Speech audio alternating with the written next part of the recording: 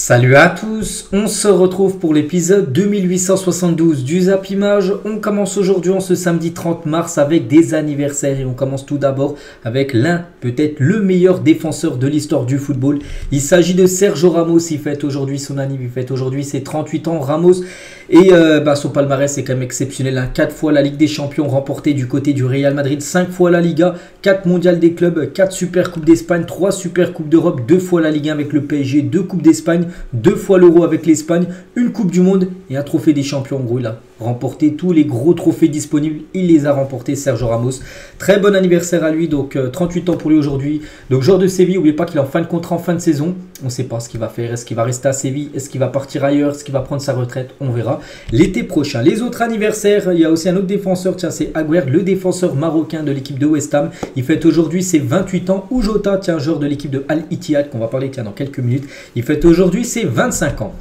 On continue, on va parler maintenant de tout ce qui s'est passé lors de la soirée hier soir. Donc la trêve internationale, on sait, c'est fini depuis mardi. C'était la reprise, on va dire, des championnats. Et en Ligue 1, il y avait une très belle affiche. C'était le derby du nord de la France entre Lille et l'équipe de Lens. Et c'est Lille qui s'est imposé 2-1 dans ce derby avec un doublé de Zegrova qui a été bien sûr élu homme du match lors de cette rencontre. Eli Wahi a permis à Lens d'avoir un peu d'espoir pour revenir, mais ça n'a pas suffi. Victoire 2-1 du LOSC.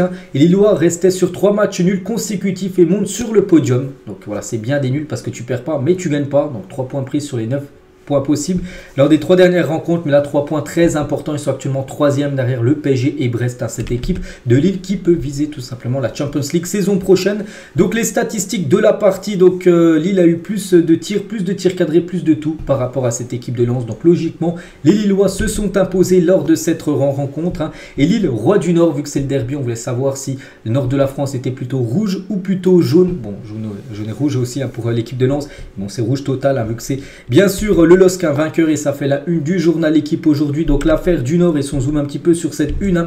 Donc en l'emportant sur son voisin lensois, le LOSC grimpe provisoirement la 3e place du classement. Et c'est là la très bonne opération, on peut dire, pour le LOSC lors de cette rencontre. On va parler de l'homme du match. Bien sûr, c'est lui. Il inscrit un doublé. Donc doublé dans un derby pour le joueur Zegrova en plus.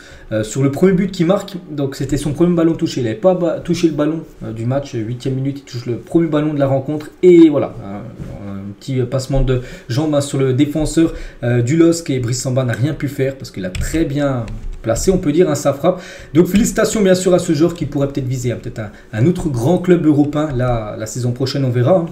Zegrova, désolé, n'avait toujours pas marqué face au Racing Club de Lens. Et bien ce soir, il leur a inscrit un doublé. C'est vrai que c'est une équipe qui n'avait jamais inscrit le moindre but. Lens, donc cette fois-ci, 2 buts pour lui. Et Zegrova, par rapport à son gros match, une note de 8 sur 10. Ça équivaut à un très bon match de sa part. Concernant Brice Samba, n'a pas toujours été irréprochable dans cette rencontre. Une note de 4 sur 10 pour le gardien de l'équipe de France. Toujours, on revient sur Zegrova. Tiens, elle est un dingue. Donc à la fin du match, la communion entre lui et les supporters lillois. À la fin de la rencontre, on peut voir aussi le jeune Ligny qui a été titulaire lors de cette rencontre, peut-être son dernier derby, parce qu'il y a des chances qu'il quitte cette équipe de Lille lors de l'intersaison l'été prochain, certainement pour aller du côté du Real Madrid.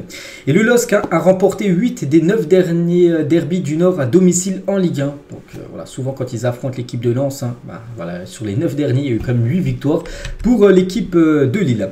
Et concernant l'équipe de Lens, donc l'entraîneur Frank Hens, il a dit la victoire de Lille est totalement logique quand on est face à ce genre d'adversaire. Il nous manque plus de justesse technique, plus de vitesse. En gros, il dit il manquait un peu plus de tout pour essayer de gêner cette équipe de Lens. Je ne peux pas reprocher grand chose à mes joueurs. Il faut reconnaître qu'on a des adversaires meilleurs que nous. Donc voilà pourquoi Lens hier a galéré du côté de Lille. Et c'est vrai que Lens, à l'extérieur contre le top 5 cette saison en Ligue 1, c'est que des défaites.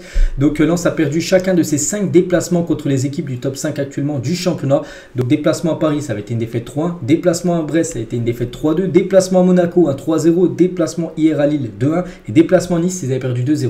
Ils n'ont pas pris le moindre point à l'extérieur contre les meilleures équipes, on va dire, du championnat de Ligue 1. Juste le seul point positif, c'est que Wahi a encore marqué.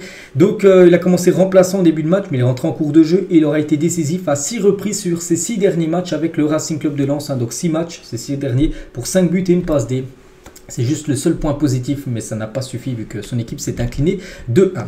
Et lors de cette rencontre, j'en ai parlé ces derniers jours, qu'il y avait c'était aussi une journée de Ligue 1 et de Ligue 2 contre le racisme, hein, donc voilà pourquoi les poteaux de corner étaient de couleur fond noir. Racisme, on met une barre dessus, on met football, donc voilà, pour ça aussi qu'il y avait des badges hein, sur les maillots des joueurs, j'avais montré, hein, non au racisme, mais oui au football. Et même les arbitres, les gars, ils avaient ce brassard, on peut dire, hein, que ce soit l'arbitre du match hier, ou même tous les arbitres de Ligue 1 et de Ligue 2 sur ce week-end. Et niveau classement, donc voilà, pour finir avec ce match Lille-Lens, donc Lille, hein, très bonne opération, je dis provisoirement 3e en attendant Monaco, parce que Monaco a le même nombre de points que l'équipe de Lille, donc si Monaco s'impose ce week-end, hein, ils repasseront devant Lille. Mais voilà, Lille est quand même 3e actuellement de la Ligue 1 et Lens hein, reste bloqué à cette 6e place du championnat. Il pourrait même perdre des places, hein, par exemple si Marseille s'impose contre le PSG demain, donc Marseille passera devant l'équipe de Lens.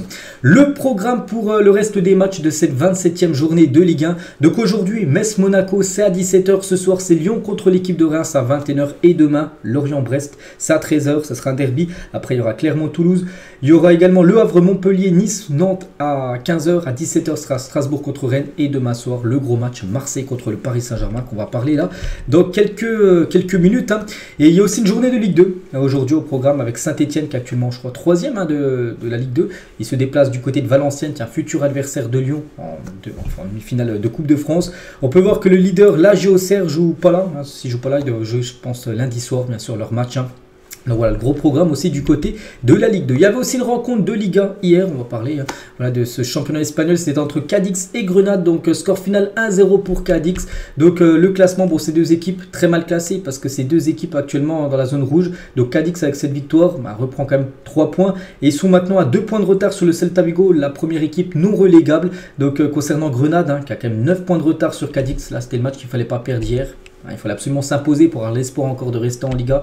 Là, maintenant, il y a 9 points d'écart sur l'avant. Le premier relégable, ça sent très mauvais pour Grenade et Almeria aussi. Almeria avec 13 points aussi, hein, ça devrait descendre en deuxième division Espagne. Le programme aujourd'hui, tiens, du côté de la Liga, Retafe contre Séville, Almeria, tiens, dernier contre Osasuna, Valence-Mallorca et le Barça ce soir reçoit l'équipe de Las Palmas. Ça sera le dernier match du Barça avant d'affronter le PSG le 10 avril prochain. C'est vrai qu'ils auront plus de 11 jours de repos, hein, donc le 31 mars et les 10 jours d'avril avant d'affronter le Paris Saint-Germain. Donc voilà, ce soir bien sûr, ça sera un match pour préparer bien sûr le déplacement au Parc des Princes dans 2 semaines. Du côté de l'Arabie Saoudite, on va parler de l'équipe de Al-Ittihad qui joue contre Al-Fea. C'était aussi la reprise du championnat saoudien et l'équipe de Al-Ittihad s'est imposée 3-1. Notez que Benzema peut avoir 20e minute. Il revenait de blessure. Hein. Benzema, ça faisait longtemps qu'il n'avait pas joué. Il tire un penalty, ne l'a pas marqué, Karim Benzema. Donc 3 buts de son équipe, aucun but de sa part. Bon, il était passeur D sur le deuxième but de son équipe. On va voir là en parenthèse hein, Benzema. Donc c'est lui qui a fait la passe décisive. Mais voilà, c'est quand même son deuxième raté sur les 2 derniers matchs pour Karim Benzema. Il a déjà loupé un penalty lors du match précédent, enfin quand il avait joué, parce qu'il était blessé. Donc le Neveu n'a toujours pas marqué en 2024. C'est vrai que sa plus grande disette en club depuis février 2020. Ça fait 6 matchs d'affilée que Karim Benzema n'a pas marqué le moindre but. Hein, du côté du Real, les gars, c'était rare hein, de le voir enchaîner autant de matchs sans marquer. Et là, c'est qu'on se dit à chaque fois, je pense quand même que beaucoup de personnes pensent qu'il a fait le mauvais choix d'avoir quitté le Real, où le Real voulait le garder encore au moins une saison. Il n'y avait pas de souci pour partir du côté de l'Arabie Saoudite, où, voilà, où c'est très compliqué la situation de Karim Benzema. Ali du côté de Al-Ittifaq, c'était il y a 2 équipes qui ont beaucoup recruté lors du dernier mercato estival, qui recrutera beaucoup, je pense, hein, l'été qui arrive là. Donc 2 partons entre ces 2 équipes. Pas de vainqueur. Et niveau classement, ça donne quoi? Donc l'équipe de Al-Hilal a toujours en tête. Il joue aujourd'hui. Tiens, Al-Hilal il joue du côté de Al-Shabaab. Et l'équipe de Al-Nasser, l'équipe où joue Cristiano Ronaldo, joue ce soir à 20h contre l'équipe de Al-Taïd. Donc voilà, Al-Hilal bien parti. Donc là, on a la 24e journée. Enfin, ils sont 24 matchs joués. Il y en a 34. Il reste 10 journées hein, pour les 2 premiers. Parce qu'il y a déjà des équipes qui sont à 25 matchs joués. Les équipes qui ont joué hier. Le programme aussi, on revient en Europe. Le programme aussi pour ce samedi parce que c'est la reprise des championnats. Et il y a du très lourd. Donc tout d'abord en Bundesliga, tiens, tout d'abord le leader Leverkusen reçoit l'équipe de Hoffenheim à 15h37 après-midi. Il y a surtout un gros match, hein. C'est quand même le choc chaque saison, le Bayern Munich contre le Borussia Dortmund. C'est le classiquaire, c'est ce soir à 18h30. Donc tout d'abord côté Bayern Munich, ça c'est une très bonne nouvelle aussi pour l'équipe de France parce que Thomas Tuchel a annoncé le retour de Kingsley Coman dans le groupe du Bayern pour le match face à Dortmund demain. maintenant cet après-midi. Et lui, il était blessé, ça faisait au moins un mois et demi qu'il était blessé. Vous vous souvenez de la période où Bayern enchaînait des défaites, il a enchaîné 3 défaites d'affilée, parce qu'il n'était pas là. Il y en a beaucoup qui disaient, voilà, Bayern ne va pas bien parce que Kingsley Coman n'est pas là. Bon, c'est un petit peu mieux là sur les derniers matchs, mais voilà, il est de retour et ça, bien sûr, c'est une bonne nouvelle pour le Bayern Munich. Et lors de ces classiqueurs, donc vraiment, le Bayern prend souvent l'avantage sur Dortmund, sur les 10 derniers Bayern-Dortmund. Donc 9 victoires quand même du Bayern Munich, un match nul, 0 défaite, que ça soit à Dortmund ou que ça soit au Bayern Munich. Donc voilà, en gros, ça tourne souvent en faveur du Bayern lors de ces derniers chocs entre ces deux équipes. Du côté de l'Italie, il y a aussi un gros programme aujourd'hui. Tiens, 12h30 là, dans pas longtemps, Naples reçoit l'Atalanta Bergame. C'est dur, un match dès la reprise de la trêve internationale et tu joues dès midi, enfin 12h30. Donc voilà, grosse affiche. Il y aura aussi, je sais pas, tiens, Lazio Juventus, tout à l'heure à 18h ce soir. l'AC Milan, deuxième du classement, se déplace du côté de la Fiorentina. Du côté de la Première Ligue, il y a aussi du très lourd aujourd'hui. Tiens, Newcastle contre West Ham à 13h30. L'équipe de Tottenham reçoit l'équipe de Luton Town. Manchester United ce soir se déplace du côté de Brentford, où Chelsea cet après-midi reçoit l'équipe de Burnley. Concernant les 3 premiers, donc Arsenal, Liverpool et Manchester City, il n'y en a aucune qui joue là, elle joue toutes demain, dimanche. Et concernant, un petit rappel concernant le classement, c'est bien Arsenal avec 64 points devant Liverpool, 64 points. Mais bon, Arsenal meilleure différence de but. Et City, 63 points, mais pas que demain les gars. Arsenal contre City. Donc voilà, c'est un énorme choc bien sûr. Celui qui gagne mettra quand même à distance celui qui perdra. Donc Liverpool peut faire une bonne opération, on verra. Liverpool joue contre Brighton, on peut voir en gros le reste des rencontres pour ces 3 équipes. Je sais pas le calendrier, c'est lequel le mieux. Parce que quand même Arsenal, on peut voir quand même qu'ils ont City aujourd'hui, ils ont Chelsea, ils ont Manchester United, ils ont Aston Villa aussi, donc des grosses équipes. Je sais pas, peut-être City les gars, peut-être qu'il y a peut-être le meilleur calendrier pour finir, alors qu'ils ont un point de retard, on verra. C'est qu'il y aura du suspense jusqu'à la dernière journée de Première Ligue et ça fait plaisir, parce que des fois le championnat est plié bien avant, au moins 10 journées avant, on sait qui va le remporter. Des fois ça joue entre 2 équipes et là cette saison ça va jouer entre 3 équipes bien sûr ce titre de la Première Ligue. Et Mikel Arteta, il est en conférence de presse, le coach d'Arsenal avant de jouer bien sûr contre l'équipe de Manchester City. N'oubliez pas que Arteta c'était l'adjoint à l'époque de Pep Guardiola du côté de City, donc bien sûr les deux se connaissent très bien. Il est de loin le meilleur entraîneur du monde, c'est quelqu'un avec qui j'ai adoré travailler quand c'était son adjoint. Il a tout appris de Pep Guardiola. Mikel Arteta, l'intelligence, la façon dont il gère l'équipe, une éthique de travail incroyable. Il fait beaucoup de choses en coulisses que les gens ne voient pas. Donc voilà, le magnifique message, magnifique hommage on peut dire de Arteta envers Pep Guardiola. Il dit qu'en gros c'est le meilleur entraîneur actuellement du monde et même peut-être de l'histoire du football. Toujours sur ce match, et ça c'est un gros coup dur pour City, on s'en doutait et c'est bien officiel. Kyle Walker et John Stones ne sont pas dans le groupe de Manchester City pour affronter Arsenal ce dimanche, donc demain. Pourquoi? Parce qu'en gros ils sont blessés lors de la trêve. Donc c'était blessé contre, je sais plus, c'était contre la Belgique, et Kyle Walker lui c'était blessé contre le Brésil lors des matchs avec l'Angleterre, donc ils sont forfaits, ils sont pas dans le groupe de Manchester City. C'est quand même un gros coup dur, c'est quand même 2 titulaires indiscutables de l'équipe de Pep Guardiola. On quitte l'Angleterre, on va parler aussi d'un gros match demain. C'est le classique français entre l'OM et le PSG. Et en conférence de presse, donc Jean-Louis Gasset, le coach de l'OM, a officialisé 4 forfaits en plus de Murillo et Rongier qui sont également forfaits pour le match contre Paris. Donc Jonathan Klaus qui s'était blessé avec l'équipe de France contre le Chili, pas là. Jean Onana, Ismail Assar et Bamo Meïté. Donc voilà, Marseille devra faire sans ces 4 joueurs-là, plus les 2 autres joueurs au-dessus, Murillo et Rongier qui sont également forfaits. Donc là, il va devoir trouver des solutions, on peut dire, surtout en défense, parce que là, il y a quand même pas mal de défenseurs qui ne seront pas présents. Et Jean-Louis Gasset, en conférence de presse, avant d'affronter le PSG demain, il a dit: si vous faites de la boxe contre Tyson, ça ne va pas durer longtemps. Contre Nadal, il vous met 6-0, mais dans un match de football, il y a de l'espoir. C'est pour ça que c'est magnifique. Il dit que tout peut arriver, bien sûr, dans ce match demain. N'oubliez pas l'atmosphère. La ferveur sera énorme. Demain, on risque de battre le record d'affluence historique du côté du Vélodrome. Beaucoup, vu qu'en plus, le lendemain, c'est un jour férié, vu que lundi c'est férié, pour ça qu'il y aura beaucoup de supporters, même de jeunes qui pourront venir voir le match, vu que le lendemain il n'y a pas d'école. C'est pour ça que demain les gars, ça sera une grosse ambiance du côté de Marseille. Il faut pratiquement faire le match parfait, voilà ce qu'il a pu dire également Jean-Louis Gasset bien sûr, parce qu'en face t'affrontes le Paris Saint-Germain, l'une des meilleures équipes actuellement d'Europe, donc oui il faut faire le match parfait si tu veux battre actuellement le leader de la Ligue 1 et Ruben Blanco, c'est la doublure de Paul Lopez. Donc il a dit avant le classique au MPSG, il a dit: je pense que nous allons gagner le Classico. vidéo. J'encourage les gens à regarder le match, hein, ça sera un bon match pour le public, ils vont l'adorer, hein, cette rencontre. Hein. Donc on sait l'ambiance qu'il y aura, que les supporters seront là, c'est un match, hein, pour tout donner. Donc voilà, le Paris Saint-Germain, donc là c'est Paul Lopez, hein, qui dit ça, et on peut voir que les deux gardiens en gros sont très confiants. Ah, ça doit être Paul Lopez qui a rigolé, mais voilà, les deux gardiens sont très confiants par rapport peut-être une victoire de l'OM demain sur le Paris Saint-Germain. Concernant le PSG, on va parler de Kylian Mbappé. On a parlé, je crois que c'était hier ou avant-hier, je crois que c'était plutôt avant-hier, j'avais dit qu'il avait peut-être commencé remplaçant, et voilà, il pourrait ne pas être titulaire face à l'OM. Son départ en fin de saison aura incertain, ses titularisations en Ligue 1, et surtout le PSG joue dès mercredi une demi-finale de Coupe de France contre l'équipe de Rennes. C'est pour ça qu'il y aura des rotations. D'après ce qui se dit, Mbappé devrait être sur le banc. Bon, il rentrera certainement en cours de jeu. Du côté de l'Espagne, on va parler de Xavi. Donc malgré le souhait de son président Juan Laporta de le conserver, Xavi a confirmé son départ encore en fin de saison. Il a confirmé que voilà, le 30 juin prochain, c'est fini. On est le 30 mars, hein, dans 3 mois, jour pour jour. Il y a plein d'entraîneurs, il y a surtout aussi plein de joueurs qui sont en fin de contrat. Donc, dont Xavi, les gars, et Xavi, parce qu'il est en conférence de presse hier, avant le match ce soir, hein, contre Las Palmas, il a dit: je suis reconnaissant vers le club, le président d'Eco, donc le directeur sportif du club, hein, mais rien ne change désormais dans ma décision. Il n'y a pas de changement substantiel, hein, mais le mot-clé pour moi est merci, je suis vraiment reconnaissant. Voilà. Ce qui pourrait le faire changer, d'après ce que j'ai pu voir, hein, ce serait qu'il gagne un trophée, en gros, soit la Liga, bon, il a quand même 8 points de retard sur le Real, ou soit la Ligue des Champions. La Ligue des Champions peut-être plus réalisable que la Liga, parce que la Ligue des Champions, si tu gagnes tout du côté du Barça, bah, tu la remportes.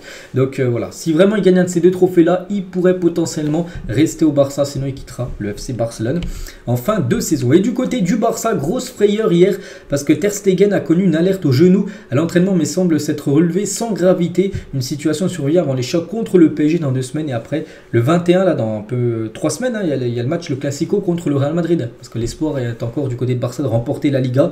Il y a un match entre le Real et le Barça, où voilà, tu peux gagner, reprendre 3 points sur ton adversaire si tu les bats. Donc voilà, Ter Stegen, grosse frayeur, mais bon, il a pu se relever, donc il devrait être présent même pour le match de ce soir. On continue à regarder, les gars, les records qui pourraient tomber d'ici la fin de saison. Mais il y a pas mal d'équipes qui pourraient battre des records quand même, hein, comme le Bayer Leverkusen, premier club de Bundesliga, invaincu sur une saison. Même le Bayern Munich n'a jamais fait une saison entière en Allemagne sans perdre le moins de matchs. Pour l'instant, Leverkusen peut potentiellement réaliser cet exploit, on verra. L'Inter Milan, record de points à l'extérieur en Serie A pour l'Inter. Hein, c'est une équipe qui prend énormément de points à l'extérieur. Voilà, s'ils en prennent encore beaucoup, ça sera un record. Le Barça, les gars, c'est surtout un joueur, c'est pas le club. C'est plutôt Lamine Yamal, plus jeune buteur de la Ligue des Champions, s'il venait à marquer contre le PSG. Et ben, voilà, il pourrait devenir, enfin, avoir ce record-là. City, les gars, premier club anglais sacré 4 fois consécutivement, hein, parce qu'ils sont déjà à 3 premières ligues d'affilée. Et jamais une équipe a gagné 4 fois la première ligue d'affilée. Pourquoi pas City. Le PSG, premier club de Ligue 1 à ne pas perdre à l'extérieur. En plus, demain, c'est le gros match. Hein. La meilleure équipe à domicile, Marseille, contre le meilleur club à l'extérieur, le PSG. Marseille n'a pas perdu à domicile cette saison. Le PSG n'a pas perdu à l'extérieur cette saison. Et demain, les deux s'affrontent. On verra. Et concernant au Bayern, on a le record de buts sur une saison en Bundesliga pour Harry Kane. Donc voilà, il y a pas mal. Il y a quand même 6 records qu'on va suivre attentivement pour cette fin de saison. Si on veut être battu, je pense qu'il y en a qui peuvent être battus, hein, pour cette fin de saison. On continue, les gars, on va parler maintenant d'un scandale total, hein. C'est Romain Molina, vous savez, c'est un journaliste, je ne sais pas comment on peut le considérer, mais des fois il envoie des scoops, et des scoops plutôt fiables, hein. Et là, il parle après le match entre France et Chili, c'était mardi dernier. Et une soirée au Sofitel, donc c'est un hôtel de Marseille, impliquant 3 joueurs de l'équipe de France, s'est déroulée après France-Chili mardi soir. Les Bleus, enfin les joueurs présents se seraient défoncés entre guillemets à l'alcool et au ballon hilarant là. La soirée s'est mal terminée avec une femme, parce que bien sûr, 3 joueurs de l'équipe de France avaient invité 3 femmes, hein, dans le chambre d'hôtel. Une femme a fait un malaise, hein, après avoir pris de l'alcool à le ballon. Une intervention policière ou encore des clients qui se sont plaints pour une musique bien trop forte, hein. Donc la police, les gars, a dû intervenir quand même à 6 h du matin suite au débordement et au mécontentement des clients, parce qu'il y avait des personnes à côté dans les chambres qui n'arrivaient pas à dormir parce que c'était la fête dans la chambre où il y avait 3 joueurs de l'équipe de France. Donc des filles étaient présentes, il y a même une fait un malaise. Donc maintenant la question qui se pose, c'est qui était présent, quels sont les 3 joueurs de l'équipe de France qui étaient présents. Voilà, c'est pas obligé que ce soit un qui a commencé titulaire, hein, ça se peut que ce soit un remplaçant, mais il y avait 3 joueurs des Bleus. Donc il y a des joueurs sur, c'est pas eux, c'est pas Kylian Mbappé, c'est ni Warren Zaïre-Emery, ni Randal Colomwani, ni Lucas Hernandez, ni Ousmane Dembélé, c'est pas un Parisien, ni Marcus Thuram, c'est sûr, ne sont pas impliqués dans cette soirée. Donc c'est des autres joueurs, pour l'instant on ne sait pas. Bon, je pense que les noms vont bientôt fuité, mais voilà ce qui s'est passé à la fin du match entre l'équipe de France et l'équipe chilienne. C'était mardi, hein. Mardi tout simplement. On continue, on va parler du Paris Saint-Germain qui officialise sa volonté de construire un nouveau stade, parce que le PSG veut changer de dimension. Donc le PSG a besoin d'un stade plus grand, donc soit le Parc des Princes rénové, puis il augmente la capacité. Pour l'instant la mairie ne veut pas vendre le parc au PSG, donc c'est pas possible. Et ben sinon l'autre option c'est construire un nouveau stade. Et du coup le PSG officialise en gros qu'ils veulent construire un nouveau stade. Désolé, j'ai un truc de travers. Bref, désolé les gars. Donc le club a adressé une lettre au patron de la commission d'enquête du schéma directeur de la région Île-de-France. En gros, ils vont prendre un rayon de 20 km autour de la capitale et ils vont essayer de trouver un endroit pour construire tout simplement le nouveau stade. Donc peut-être qu'ils pourront prendre, prendre à peu près le même modèle que le Parc des Princes. Donc voilà, c'est en gros ce qu'ils comptent faire tout simplement. Mais voilà, ce qui est sûr maintenant, c'est qu'ils ont officialisé tout simplement leur volonté de construire un nouveau stade. On continue les gars, on va parler cette fois-ci de Xabi Alonso et c'est officiel pour ceux qui ont suivi l'épisode hier. J'avais dit que Xabi Alonso allait certainement annoncer hier dans la journée son futur. Et regardez, c'est officiel, Xabi Alonso annonce qu'il va rester une saison de plus au Bayer Leverkusen. Il a dit, j'ai une bonne relation. Une bonne rencontre avec le Bayer Leverkusen et je les ai informés que je resterai et je continuerai au club. Donc voilà les gars, c'est officiel. Il n'y aura pas de Bayern Munich pour lui, il n'y aura pas de, il y aura pas de Liverpool. Il reste au Bayer Leverkusen. En plus le Bayer Leverkusen va certainement remporter le championnat. Ils vont jouer bien sûr la Ligue des Champions saison prochaine. Donc il reste au moins encore une saison du côté du club allemand. Donc du côté du Bayern, Bayern Munich, je vous parle, ou du côté par exemple de Liverpool. Donc maintenant il va falloir trouver un autre nom parce qu'ils avaient misé tout simplement sur Xabi Alonso. Et du côté du Bayern Munich, parce que le Bayern voulait absolument Xabi Alonso. Donc le Bayern s'était préparé un refus de Xabi Alonso. Donc du coup ils ont pensé à Nagelsmann. N'oubliez pas que Nagelsmann, c'est l'ancien coach du Bayern Munich. Il a été viré pour mettre Thomas Tuchel. Alors que Nagelsmann faisait du très bon taf. Et Roberto De Zerbi sont les pistes à l'étude. Donc le Bayern souhaiterait présenter son nouvel entraîneur en avril. Donc quelques semaines avant, bien sûr, le départ de Thomas Tuchel qui est fixé au 30 juin prochain. Et Nagelsmann, les gars, un retour de Nagelsmann au Bayern, n'oubliez pas que c'est le sélectionneur maintenant de l'Allemagne, est inimaginable parce que lui, il a été viré comme un malpropre. Donc, retourner au Bayern qu'il a viré comme un malpropre, c'est pas possible, bien sûr, pour Nagelsmann. En plus, actuellement, c'est le coach, bien sûr, de la Mannschaft, donc il veut pas reprendre, bien sûr, le Bayern Munich. Pour le futur, on peut le comprendre, surtout comment le Bayern l'a jeté du jour au lendemain pour mettre Thomas Tuchel, on va dire, en place. Donc, De Zerbi, les gars, est peut-être actuellement l'option la plus crédible du côté du Bayern. Et hier, j'avais dit un certain Zinedine Zidane. Et Zidane, les gars, ne sera pas le prochain coach du Bayern Munich parce qu'en gros, il n'est pas intéressé. On ne sait pas ce qu'il veut, Zidane. Il veut reprendre un banc, mais on ne sait pas quelle équipe vraiment. Peut-être il fixe des équipes, peut-être l'équipe de France, on ne sait pas. Mais voilà, ça ne sera pas Zidane. Donc voilà, en gros, De Zerbi est vraiment l'option numéro 1 maintenant du côté du Bayern. Et du côté de Liverpool, parce que Liverpool aussi avait misé sur Xabi Alonso. Et Liverpool invite maintenant Ruben Amorim, donc le coach portugais du Sporting, et Roberto De Zerbi également. Donc pas sûr qu'il va rester à Brighton parce que le Bayern et Liverpool en gros le veut. Le coach du Sporting a une clause de 20 millions d'euros, tandis que celui de Brighton, donc De Zerbi, a une clause à 11,7 millions d'euros. Donc voilà, il y aura aussi pas mal de changements de coach, on peut dire, lors de l'intersaison l'été 2024.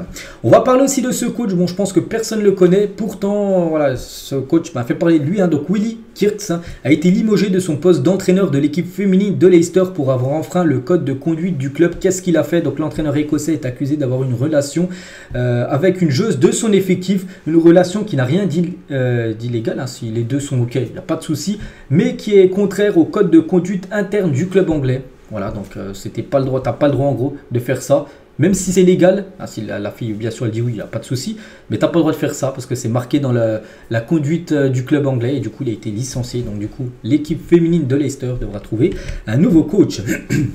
On va parler maintenant de Hendrick. Quelle semaine de fou. Donc là on est samedi, mais là si on revient depuis samedi dernier. Donc samedi dernier il a joué un match amical avec le Brésil contre l'Angleterre. Il a été buteur, la victoire 1-0. En plus c'est lui qui marque l'unique but du match. Mardi dernier, déplacement au Bernabéu, le stade où il va souvent évoluer la saison prochaine. Donc avec le Brésil, il marque. Donc match final 3 partout.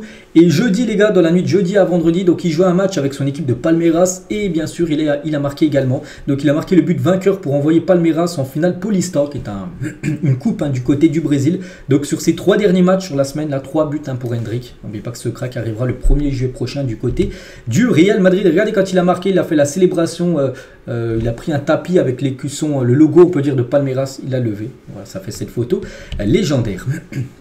On va parler du Barça qui cible Khéphren Thuram pour renforcer son milieu de terrain. Donc voilà, bon après les pistes après pour pas mal d'équipes hein, qui s'intéressent à lui, et le Barça serait très intéressé par Khéphren Thuram. Son prix est estimé actuellement à 40 millions d'euros. Concernant Icardi, joueur du Galatasaray, on peut voir qu'il intéresse fortement l'équipe de Al Hilal hein, qui veut lui proposer une offre importante pour cet été niveau argent, et on pense que ça peut le faire réfléchir tout simplement Icardi. Donc on verra maintenant ce qu'il va décider l'attaquant argentin. On va parler d'Ousmane Dembélé, la nouvelle photo de profil d'Ousmane Dembélé sur Instagram.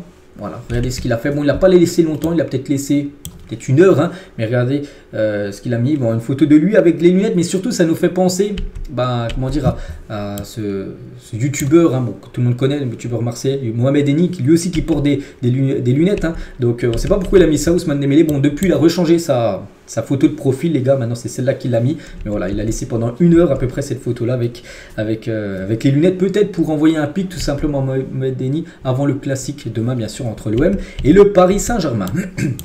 On va parler d'Hervé Renard. Vous savez qu'Hervé Renard, j'en ai beaucoup parlé ces dernières semaines parce que après les Jeux Olympiques avec les féminines françaises, hein, il quittera cette sélection. Et voilà, il y a 3 nations africaines masculines hein, qui seraient intéressées, le Cameroun, le Maroc et le Nigeria, qui souhaiteraient avoir Hervé Renard, bien sûr, en tant que coach hein, pour le futur. L'avis tranché de Walid Acharchour sur Aurélien Tchouaméni, c'est sur l'after-foot. Hein, donc il a dit la suffisance de Tchouaméni en bleu me dérange. Il ne vient pas en équipe de France pour faire contrôle-passe et bomber le torse. Hein, il doit faire beaucoup plus. Voilà, en gros, il fait trop le minimum. En gros, Tchouaméni du côté des Bleus. Et voilà, d'après celui qui commente, on va dire, cette émission, en gros, il doit faire beaucoup plus en équipe de France, comme ce qu'il fait un petit peu du côté du Real Madrid. Les supporters du Benfica Lisbonne ont dû choisir entre Eusebio, légende hein, du côté du Portugal, et Cristiano Ronaldo, légende également. Et il n'y a pas photo, hein, la plupart, les gars, regardez, 19 personnes ont mis une préférence pour Eusebio, hein, qui est décédé hein, comme depuis quelques années, à Cristiano Ronaldo qui a moins de votes. Hein, donc voilà, légende, hein, bien sûr, peut-être plus grand joueur de l'histoire du Portugal. Pour beaucoup, hein, ça reste Eusebio. Le vivier offensif U23 de la Côte d'Ivoire est impressionnant, d'autant plus que les 8 joueurs sont tous nés en Côte d'Ivoire et ont été formés quasiment tous localement, donc en Côte d'Ivoire, ce qui rend la chose encore meilleure. Regardez tous ces joueurs à Dingra, tiens, meilleur joueur de la finale hein, de la Coupe d'Afrique des Nations. Il n'y a pas que ce joueur est tout jeune, il a 22 ans, il joue du côté de Brighton. Bon, on ne peut pas citer tous les joueurs, mais on peut voir Datro Fofana, joueur de Burnley, on peut voir Amad Diallo, joueur que tout le monde connaît si vous suivez un peu Manchester United, il a 21 ans. On peut voir aussi Oumar Diakité ou Benny Traoré, un joueur du FC Nantes de 21 ans. Donc voilà, la génération est dorée du côté de l'équipe ivoirienne. On va parler de Dimitri Payet. Hier, c'était son anniversaire à Payet.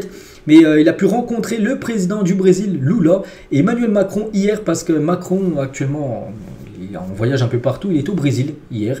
Et voilà, Payet, hein, vu que maintenant il joue au Brésil, il a pu rencontrer Macron et le président du Brésil, hein, une petite photo. Et regardez, Payet, les gars, il n'est pas arrivé les mains vides. Hein. Il a offert un maillot pour les deux présidents, pour Emmanuel Macron et pour Lula, le président brésilien. Et le bel hommage de Sampoli pour l'anniversaire de Dimitri Payet qui avait lieu hier, hein, je l'ai dit hier, hein, qui fêtait son anniv. Donc il n'y a rien de plus gratifiant pour un entraîneur que de voir son travail impacter positivement la carrière d'un de ces joueurs. Hein. Ma mémoire a été marquée par tous les beaux gestes de Dimitri Payet au Vélodrome et dans les stades emblématiques d'Europe. Hein, que les maillots numéro 10 ne cessent jamais d'exister. Joyeux anniversaire Payet. Donc voilà, magnifique message. Hein. De Sampoli envers Dimitri Payet hein, pour son anniv hier. Et Payet, les gars, un petit rappel, hein, du côté de la Ligue 1, voilà, c'est quand même un joueur qui a dépassé la barre, le cap des 100 buts et 100 passes décisives. Donc 492 matchs, hein, 103 buts et 130 passes D. Donc voilà, incroyable. Hein. Mais pas que c'est le premier joueur hein, de l'histoire hein, du championnat de Ligue 1 à avoir dépassé la barre des 100. Enfin, minimum 100 buts, minimum 100 passes D. Donc, félicitations bien sûr à Payet. Et n'oubliez pas que ce joueur, les gars, par exemple, lors de la saison 2016, l'année 2016, il avait terminé comme 17e classement du Ballon d'Or. Hein, c'est quand même incroyable hein, de figurer dans les 17 meilleurs joueurs de la planète. Et n'oubliez pas aussi, les gars, regardez hein, cette photo qui date il y a quelques années, le plus de passes clés depuis 2009. Les passes clés, c'est des passes qui amènent un tir. Hein, c'est passes D, c'est pas pareil. Une passe D, ça mène un but. Passe clé, ça mène un tir, qu'il soit marqué ou non. Donc, Payet, les gars, 3e, hein, plus de 1224 passes clés. Donc, une passe qui amène un tir juste après. On va parler maintenant de Vini Junior et c'est officiel, Vini Junior est élu joueur du mois de mars en Liga. Félicitations à lui, regardez hein, la carte qui a débloqué là sur le mode FIFA Ultimate Team. 91 de note générale, 97 de vitesse, 85 de tir ou 92 de dribble. Une carte monstrueuse bien sûr pour Vini, félicitations à lui, meilleur joueur du côté de la Liga. On va parler cette fois-ci d'Adil Rami, hein, donc il a dit, hein, et il voit surtout le PSG aller jusqu'au bout en en Ligue des Champions. Il a dit pour Paris, j'estime que les meilleures équipes sont de l'autre côté du tableau. C'est vrai que quand on voit les deux parties, il y a une partie avec, je dis le Barça, le PSG, Dortmund et l'Atlético, l'autre partie Real, City, Arsenal, Bayern. C'est vrai que le PSG, on va pas se mentir, est dans le bon côté du tableau. Donc il a dit elles vont se taper entre elles. Donc le Barça, c'est dur de dire ça, mais ce n'est pas le Barça que je jouais avec Valence qui nous massacrait. Le PSG va au bout, c'est dur, mais oui, ils vont aller au bout. Donc c'est-à-dire aller en finale. Bon après, est-ce qu'ils gagneront la finale, on verra. Mais bon, déjà qu'ils éliminent déjà le Barça, ça on verra parce que voilà, bon, c'est ce qu'ils pensent. Maintenant la vérité, comme je répète souvent, ça se passe sur le terrain. Nouvel extrait du reportage sur le triplé historique de Manchester City l'année dernière. On pourra voir ce qui s'est passé à la mi-temps de la dernière finale de Ligue des Champions. Regardez, on peut voir Haaland là qui venait juste d'enlever son maillot, il venait d'arriver à la mi-temps. C'était le match contre l'Inter Milan. Donc le reportage sort ce mardi, c'est le mardi 2 avril. Ça sera sur, je crois sur Netflix, les gars, il sortira ce documentaire sur la saison magnifique de Manchester City, saison dernière. Des nouvelles, les gars, de Kingsley Promes, donc ancien joueur, je crois, du Spartak, mais le problème, c'est que lui, il a beaucoup de problèmes en dehors du football. Et actuellement, il est en prison à Dubaï. Et Kingsley Promes, un vil enfer dans une cellule de 6 personnes où il dort dans l'un des 3 lits doubles superposés, avec également 10 à 20 personnes dormant par terre dans la même cellule. Le Hollandais a le droit de prendre l'air 3 fois par semaine, sinon il est obligé de rester dans sa cellule. La nourriture est toujours la même et aucun fruit ni légumes n'est servi. Les règles sont strictes. Tout le monde doit avoir la tête rasée à l'entrée. Les viols de jeunes hommes sont monnaie courante et dans le département où le joueur réside, il n'y a pratiquement pas de garde, donc pas de sécurité, on peut dire. Donc le joueur est dans l'attente en prison donc de son appel suite à sa condamnation pour 6 ans de prison pour trafic de drogue et meurtre. Donc voilà, on avait parlé qu'il avait beaucoup de problèmes en dehors du football. Actuellement il est en prison parce qu'en gros il était en stage avec le Spartak Moscou au Qatar, et il y a la police au Qatar qui est partie le chercher directement à l'entraînement pour l'envoyer en prison. Puis maintenant on peut voir ce qu'il vit actuellement en prison. Voilà, donc des nouvelles de Kingsley Promes. En 941 minutes de jeu cette saison, Patrick Schick, donc un attaquant du Bayer Leverkusen, a des statistiques vraiment intéressantes avec le Bayer Leverkusen. 20 matchs, 10 buts, il marque un but toutes les 94 minutes de jeu, pas mal. Donc oui, pas mal bien sûr. Et ce jeu risque de remporter pas mal de trophées. On pense à la Bundesliga, peut-être la Coupe d'Allemagne, où il ne reste plus que le Bayer Leverkusen dans les 4 dernières équipes en demi-finale, être en première division. Sinon c'est que des équipes de division inférieure. Donc ça sent bon. Pourquoi pas aussi l'Europa League qui peut remporter, parce que c'est toujours engagé l'équipe de Leverkusen. Kimmich, les gars, veut connaître le prochain entraîneur avant de potentiellement prolonger au Bayern Munich, parce qu'on a parlé tout à l'heure que Thomas Tuchel c'est fini. Il misait sur Xabi Alonso qui ne viendra pas. Et du coup, Kimmich, les gars, veut savoir déjà ce sera qui le futur entraîneur pour savoir s'il va prolonger ou non. Sinon, il sera en fin de contrat en 2025, l'été prochain. Enfin 2025, et il y a des clubs comme le Barça qui seraient très contents de l'accueillir gratuitement. Tiens, en parlant du Barça, quelques infos. Le Barça considère ses options avec Frenkie de Jong. Vu son salaire élevé, une vente n'est pas exclue, mais la décision finale reviendra aux joueurs. Mais voilà, c'est bien sûr une grosse somme arrive, je sais pas.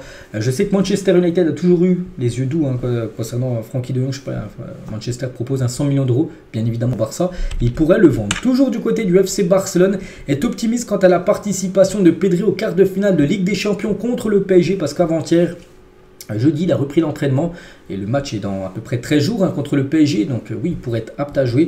Donc voilà, du côté du Barça, en gros, on est plutôt serein concernant voir Pedri titulaire pour le match aller contre le Paris Saint-Germain.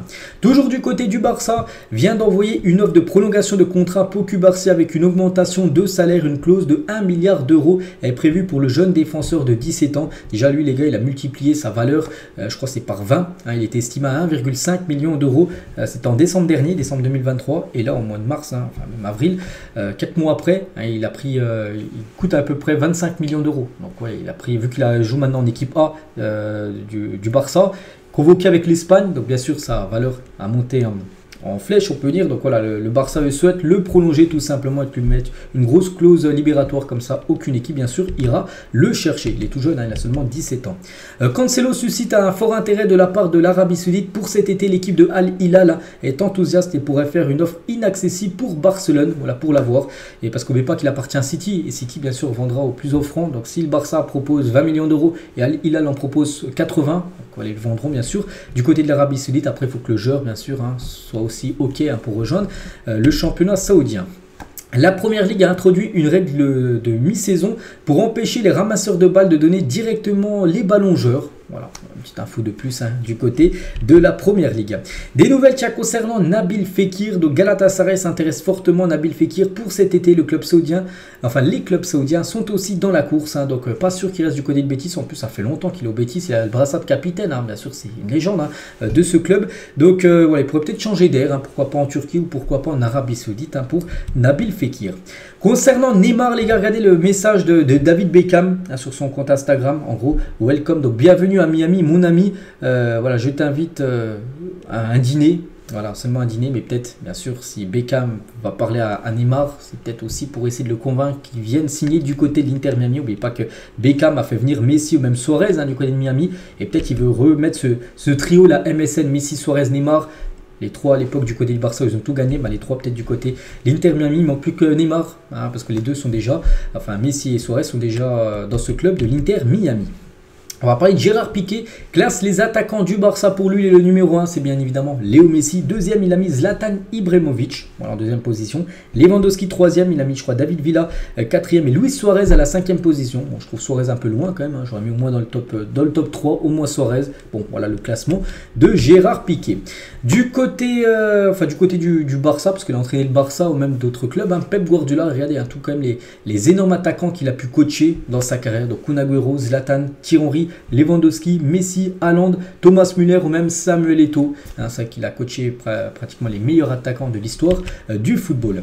Des nouvelles de Sandro Tonali, je l'ai dit hier qu'il était dans le mauvais drap, ça se confirme parce que certains des paris placés par Sandro Tonali, des paris sportifs, au début de la saison seraient sur des matchs de son propre club Newcastle alors qu'il jouait. Il n'était pas encore suspendu, il avait pris sa suspension quelques semaines après avoir pris la saison. Et en gros, il pariait sur son équipe alors qu'il jouait. Et c'est bien évidemment strictement interdit. Donc en gros, il pourrait être encore plus suspendu. Il a déjà suspendu au moins pendant 10 mois.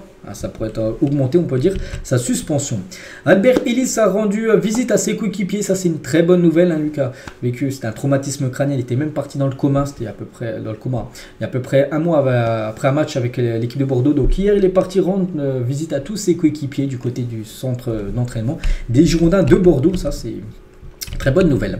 On continue les gars, regardez ce que j'ai pu trouver aussi. Donc par exemple Jude Bellingham en 2040, à quoi il pourrait ressembler. Bon, je sais pas, ils l'ont mis plus de cheveux, j'en sais rien. Voilà, Bellingham en 2040, Hendrick les gars, également en 2040, peut-être avec de la barbe. Donc Bellingham il a 20 ans, Hendrick il a 17 ans, en 2040, comment il pourrait ressembler, à quoi il pourrait ressembler. Lamine Yamal aussi, ils lui ont enlevé aussi les cheveux. Lamine Yamal qui a 16 ans, donc en 2040, bon il sera tout jeune encore, mais voilà, à quoi il pourrait ressembler. Ou par exemple Kobe Mino, le joueur de Manchester United, le joueur de la sélection anglaise. Et on finit les gars cet épisode aujourd'hui avec pour vous lequel de ces records est le plus impressionnant et surtout une question, voilà, lequel pour vous de ces records sera très compliqué à battre, peut-être imbattable.